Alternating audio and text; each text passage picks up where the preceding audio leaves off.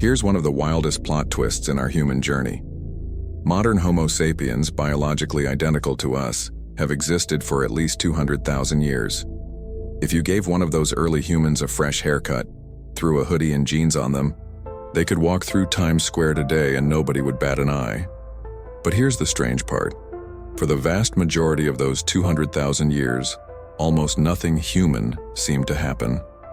No cave paintings, no musical instruments, no jewelry, no burials with meaning, no signs of religion or myth-making.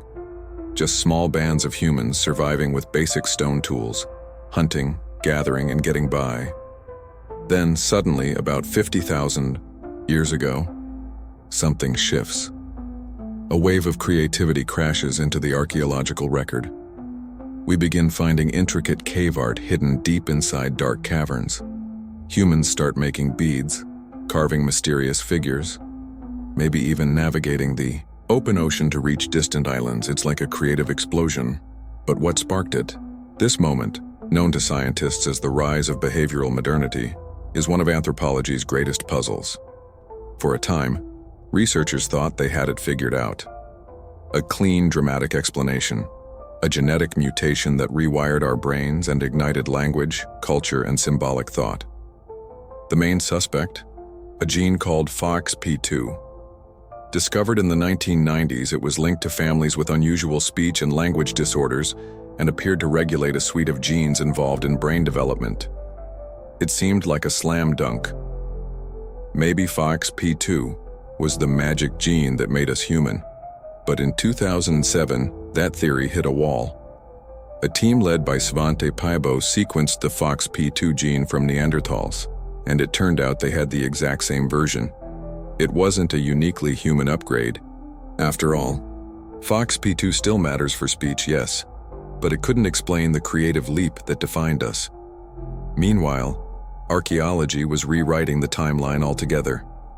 At South Africa's Blombos Cave, researchers found engraved pieces of red ochre, chunks of pigment with deliberate geometric patterns. These artifacts date back over 70,000 years, far earlier than the supposed creative explosion at $50,000. Turns out, the spark of human creativity didn't ignite from a single gene or sudden eureka moment. It was a slow build, a gradual awakening that began much earlier than we thought. At nearby sites, archaeologists uncovered shell beads with tiny holes, likely worn as jewelry or symbols of identity. That's more than survival. That's symbolic behavior. At Pinnacle Point along South Africa's coast, evidence shows early humans heat-treating stones with fire to make sharper, more durable tools. They were also harvesting shellfish with deep knowledge of tides and seasons, planning, adapting, mastering their world. And the kicker? Some of these layers date back 64,000 years. That's way older than the European art explosion at 50,000. The surprises didn't stop. At Deep Kloof Rock Shelter, researchers found painted ostrich eggshells used as water containers. In Sibudu Cave, people were making beds from plants, crafting composite tools with natural glue and using ochre, likely for symbolic or ritual purposes. These finds tell a powerful story. The birth of modern human behavior wasn't a lightning bolt. It was a slow, steady ignition. The so-called 50,000-year revolution wasn't the beginning. It was the tipping point when everything finally clicked. So, why did we miss the signs for so long? Simple. Europe. For decades, most archaeological digs were centered in Europe. And modern humans didn't even arrive there until, surprise, about 50,000 years ago. Since the field of archaeology exploded in Europe, researchers naturally focused on their own backyard. And what they found, French and Spanish cave paintings, German figurines, seemed to confirm that something big had happened right then. But that was just when the show arrived in Europe, not when it started. It's like hearing a band's first big hit and assuming that was their first time playing music. In reality, they'd been jamming in garages and dive bars for years. We just hadn't been listening. And here's another twist. Homo sapiens weren't the only humans around. For most of our history, we shared the planet with other kinds of humans. They had their own tools, cultures, and timelines. And the more we learn, the more it challenges the myth that we were the only ones capable of deep thought and symbolism. Take the Neanderthals. They appeared around 400,000 years ago and spread across Europe and Western Asia. For a long time, they were caricatured as dumb, grunting cave dwellers. But that stereotype is totally outdated. We now know Neanderthals were innovative, resilient, and skilled. They crafted specialized tools adapted to diverse environments and used fire, not just for warmth, but in complex ways. They may have even used manganese dioxide, a kind of black mineral, to help ignite wood. That's not just resourceful, that's chemistry. Neanderthals didn't just survive the Ice Age, they also buried their dead. At Shanidar Cave in Iraq, for example, archaeologists uncovered Neanderthal skeletons carefully laid out in what looked like graves, some possibly sprinkled with flowers or surrounded by pollen dating back at least 65,000 years. Was it a funeral? A tribute? We can't say for sure, but even the possibility hints at something deeply human. Emotion, maybe even a sense of ritual. And get this, Neanderthals were artists too. In Spain's La Pazga cave, scientists found red pigment markings dated to over 64,000 years ago. That's way before Homo sapiens ever stepped foot in Europe. And in France's Bruno cave, things get even wilder. Back in 2016, researchers dated a mysterious ring-shaped structure made from hundreds of broken-off stalagmites built by Neanderthals nearly 76,000 years ago. It's deep inside the cave, over 300 malers from the entrance, built in total darkness. That's not instinct. That's intention, planning, maybe even symbolism. And the Neanderthals weren't our only close relatives with a creative streak. Meet the Denisovans, our lesser-known cousins from Siberia.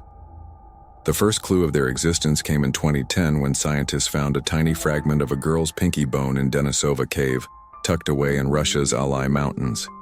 But her DNA, it didn't match modern humans or Neanderthals. She belonged to a whole new branch of the human family tree. And here's where it gets really cool. Denisovans didn't just hang out in caves, they left a genetic mark. Today, people in places like Melanesia and among Australian Aboriginal groups carry up to 4% Denison DNA. That's not just ancient history, that's part of who some people are today. Oh, and Denisvan were into bling. In 2019, archaeologists found a bracelet in Denisova Cave made of green chlorite. This thing dates back at least 40,000 years. It had a polished surface and a hole bored through it, probably using some kind of early drill. This wasn't just a chunk of rock, it was high-quality craftsmanship. And the kicker, it wasn't made by us. That bracelet might be the oldest piece of fine jewelry ever discovered. Denisovanans had style and the skills to back it up. Now, let's talk about the real OGs of the human saga, Homo erectus. These ancient humans first showed up nearly 2 million years ago, and they stuck around for an incredible stretch until about 100,000 years ago. That's a longer run than any other human species, including us. Mad respect. Homo erectus were trailblazers, first humans to leave Africa, first to use fire on the regular, probably the first to cook food too.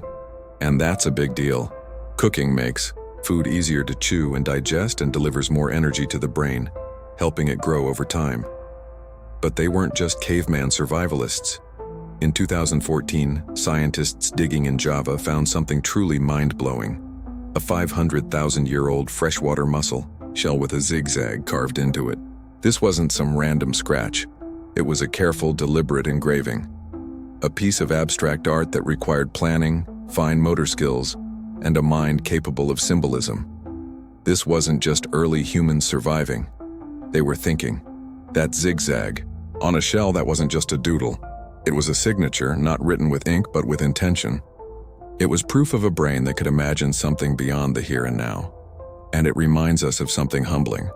We weren't the only ones who could think like this. We weren't the only humans with culture. Heck, we weren't even the only ones wearing jewelry. Homo sapiens didn't invent what it means to be human. We inherited it. We were part of a sprawling, tangled family tree where different human species evolved side by side. Sometimes they stayed apart. Other times they crossed paths and even genes. And here's the wild part. We still carry pieces of them. Their DNA lives on inside us. It's like having ancient stories etched into our blood, unwritten, but still very real. So, when we stand in awe of cave paintings, or when we hold a funeral, or when we look up at the stars and wonder what it all means, we might be tapping into habits that started long before we ever showed up. We not the grand finale of a heroic journey. We just the branch that didn't break off, the one still here to keep the story going. So why didn't that story light up sooner? Why didn't cave art, music, and myth explode across the map 100,000 years ago instead of just 50,000? Turns out it's not about how smart early humans were. It's about how many of us there were. See, even if one brilliant person or a small group came up with something amazing, like a new hunting technique or a spiritual ritual, that idea would die out unless they had enough people around to pass it on. You need a crowd, a village, a network. Because if that clever hunter with the game-changing spear dies before showing anyone how to use it, poof, that innovation is gone, lost to time. Scientists call this cultural drift. It's when knowledge vanishes over generations, especially in tiny, scattered populations. The same thing happens today when a language disappears or a tradition fades from memory in a shrinking community. And when you pull back and look at the big picture, it makes sense. For most of Homo sapiens' early existence, the global population was tiny, like really tiny. We talking maybe a few thousand people spread across entire continents. Some genetic studies suggest that at certain points in our past, the number of breeding individuals on the whole planet may have dropped as low as 1,000 to 10,000. That's less than what you'd see at a mid-size convention. That's smaller than an average online gaming server. So the spark of human creativity, it wasn't missing. It was flickering, waiting for the right moment to catch fire. And here's the deal. When population numbers are that low, culture just doesn't take off. It struggles to stick. But then something changes. Around 60,000 to 50,000 years ago, human populations begin to grow. Climate conditions in some areas start to stabilize. Migration picks up speed. Suddenly, Homo sapiens are clustering along coastlines, riverbanks, and fertile valleys. Places where resources are plenty and groups can stick together longer. And once you have more people hanging around, something magical happens. Ideas start moving faster. It's not just about survival anymore. It's about sharing stories, songs, tools, techniques, beliefs. And with each exchange, culture doesn't just survive, it snowballs. This idea isn't just a hunch, it's backed by science. In 2009, researchers Powell, Shannon, and Thomas argued that the real spark for human innovation was demography. More people, more connections, more creativity. And that brings us to the big picture. The evolution tree, not the old school ladder. Let's dig into that. For years, people thought of human evolution like a ladder. You've seen the image probably on a t-shirt or a science classroom poster. A lineup of figures marching in a row, evolving from hunched-over ape to upright modern man. Each one a little taller, a little smarter. It's neat, it's catchy, and it's totally wrong. Evolution isn't a straight climb with Homo sapiens waiting smugly at the top. It's a branching tree. Wild, messy, full of dead ends and side paths. Think of it more like a skill tree in a role-playing game or a tech tree in a strategy game. There's no single road to final form, just tons of evolutionary builds, each with different strengths, weaknesses, and outcomes. Some hominin species had amazing tools, but never spread far. Others traveled wide, but fizzled out. Sometimes the game's just too hard for the build you picked and you don't get a respawn. We humans, we not the final boss. We just the branch that didn't snap yet. Take Neanderthals, for instance. They weren't some botched prototype of us. They were Ice Age all-stars. Tough, built for the cold, perfectly suited to the harsh climates of Europe. They hunted megafauna, endured freezing winters, and as we've seen, created tools, art, and maybe even rituals. If the environment had stayed the same, or if Homo sapiens hadn't wandered into their turf, there's a good chance Neanderthals would still be around. Who knows? Maybe we'd be sipping coffee next to them at a Berlin cafe. Now take the Denisovanins. We don't even have a full skeleton from them, just fragments. But thanks to ancient DNA, we know they were a distinct human species. They mixed with us, passed along genes, and get this, some of those genes still help certain people live and thrive at high altitudes. Then there's Homo noliti, found in 2013 in South Africa's Rising Star cave system. This species is one of the weirdest blends in our evolutionary family. They had small brains, long curved fingers made for climbing, but also showed surprisingly complex behavior. Researchers think they may have been burying their dead in special cave chambers over 200,000 years ago. And this was with brains no bigger than an orange. That's pretty impressive, especially without access to modern psychology textbooks. And don't forget Homo floresiensis, nicknamed the Hobbit. These guys were about 3 feet tall, lived on the Indonesian island of Flores, and may have stuck around until just 50,000 years ago. Tiny in size, sure, but no dummies. They made stone tools and hunted prey in a pretty complicated island environment. All these species, Neanderthals, Denisovans, Noledi, Floresiensis, they were alive at the same time as early Homo sapiens. For thousands of years, we all shared this planet. Sometimes peacefully, sometimes not. And sometimes we mixed, literally. We interbred, which means our story isn't just about survival of the fittest. It's about connection, interdependence, and legacy. Your DNA proves it. If your ancestry includes Europe, Asia, or the Americas, you likely carry about 1 to 4% Neanderthal DNA. If you from Oceania, you could have up to 5% Denisovan DNA too. Genetic evidence shows that somewhere between 70,000 and 80,000 years ago there was a massive population crash, likely triggered by the Toba supervolcano eruption. At one point, the global number of Homo sapiens may have dropped below 10,000. That's smaller than some high school football crowds. So no, we weren't inevitable. We weren't chosen. We just the ones who managed to hang on. Thanks to a mix of smarts, grit, flexibility, and let's not kid ourselves, a whole lot of luck. When we talk about human evolution, we not telling a royal saga with one clear heir to the throne. We telling the story of a vast branching family tree, complex, messy, full of close calls and comebacks, and we still here to keep telling that story. This story, it's still unfolding. The cast of characters keeps growing, and we only just starting to understand who they really were. Homo sapiens didn't create humanity. We inherited it from a sprawling family tree full of adventurers, innovators, and survivors. And guess what? We're still evolving. So what did happen? We've been chasing that question for ages. What shifted about 50,000 years ago that turned early humans into artists, jewelers, storytellers, and seafarers? Was it some magical genetic switch? A language gene flipping on like a video game cheat code? Did someone just wake up and invent imagination one morning? Now, after decades of digging, literally and figuratively, we've got a better answer. And it's not that kind of light bulb moment. It wasn't one mutation. It wasn't one genius. It wasn't one shaman scrolling the first myth on a cave wall. What really happened was slower, messier, and more beautiful time, connection, and numbers. See, Homo sapiens already had the brain power. We had the tools upstairs for symbolic thinking, maybe for hundreds of thousands of years. The curiosity was there. The capacity was there.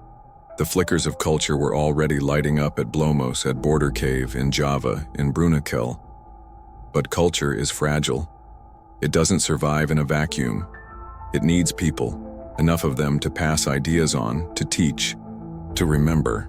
It needs community, and that's what changed. Somewhere between 60,000 and 50,000 years ago, the pieces finally came together.